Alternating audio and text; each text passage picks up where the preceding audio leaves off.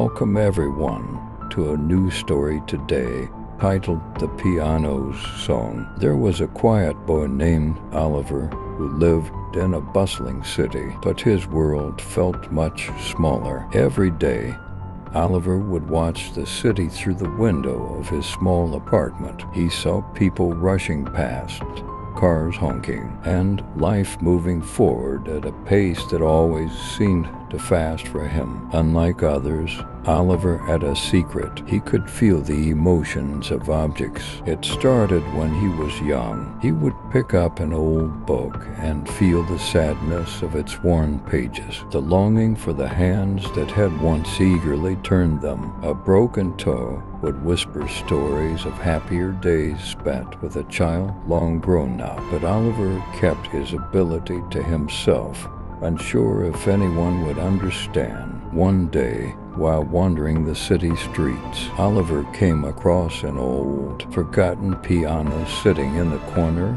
of a small park. It was covered in leaves and dust, as though no one had played it in years. Curious, he approached it and placed his hands on the keys. In an instant, a flood of emotions washed over him: grief, joy, love, and loss all at once. The piano had lived through many hands, many stories, and each one had left its mark. Without thinking, Oliver began to play. His fingers moved gently over the keys, and with every note, the emotions of the piano seemed to flow through him, guiding the melody. People passing by began to stop, drawn in by the music. For the first time, Oliver felt connected to the world around him, as if the emotions he had always kept hidden were now shared through the music. As he played, he realized that objects,